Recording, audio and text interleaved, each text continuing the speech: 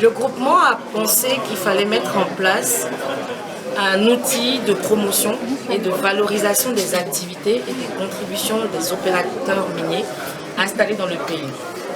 Les entreprises minières sont peu ou mal connues, donc naturellement, tous leurs engagements économiques, sociaux, financiers ne sont pas suffisamment relayés. On ne retient que quelques incidents ou quelques mauvaises actions et cela devient leur, j'ai envie de dire, leur CV.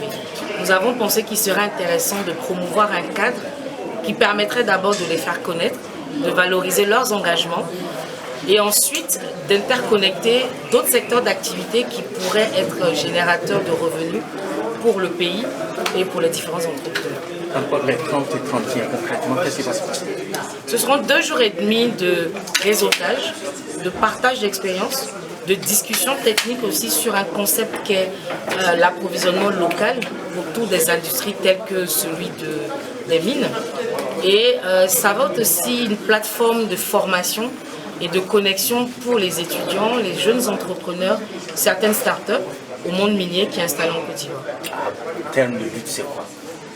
Faire connaître davantage le secteur minier, sa contribution et son engagement responsable auprès des autorités ivoiriennes. C'est la seule plateforme aujourd'hui en Côte d'Ivoire qui valorise, vulgarise le secteur minier.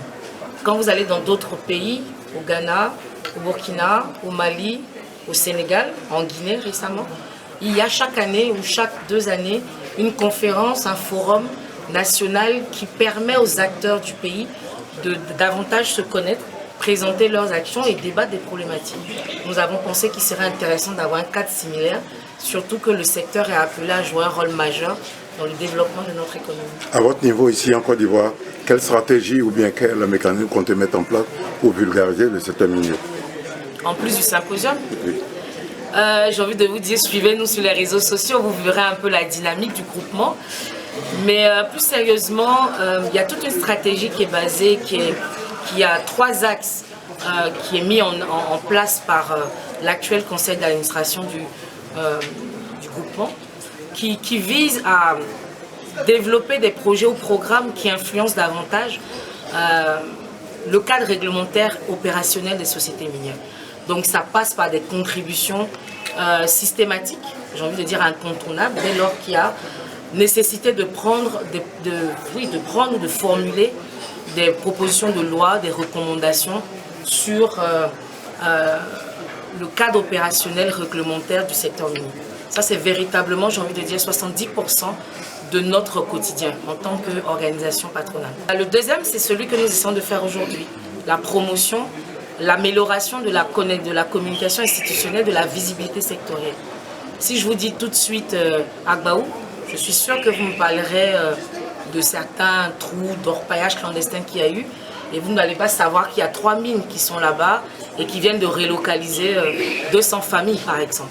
Donc ce sont ce genre de cadres que nous voulons promouvoir suffisamment pour que vous sachiez que les sociétés minières ne sont pas que destructrices. Chaque année, nous avons une activité qui s'appelle la journée mine verte, où une mine partage ses bonnes pratiques en matière de préservation de la biodiversité ou respect des engagements environnementaux qu'elle a pris au niveau international. Très peu de journalistes ou très peu de personnes sont au courant de ce genre d'activité. On peut en citer.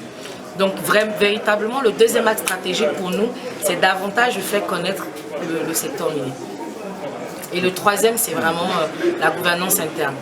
Donc, en tant que journaliste, nous avons associé, parce que par le passé, pour ceux qui nous connaissent, nous organisons ces activités, mais nous n'en communiquions pas ou on ne faisait pas de lancement. Nous avons décidé depuis l'année dernière d'offrir ou d'ouvrir nos portes et de communiquer davantage sur ce que nous faisons pour améliorer la connaissance de ce secteur et de ses membres. Aussi la gouvernance. Donc naturellement, ça aura un impact sur la gouvernance puisqu'on se prête au jeu de la transparence. Et un mot sur votre RSE, la RSE, le social, l'environnement. Vous savez que la triptyque environnement, social et gouvernance fait partie aujourd'hui de l'ADN de toute entreprise minière sérieuse qui se respecte et naturellement qui est cotée sur les places internationales. toutes les sociétés minières. Je vous ai dit qu'il y a 14 mines en exploitation en Côte d'Ivoire aujourd'hui, 9 dans l'or et 5 dans les métaux de base.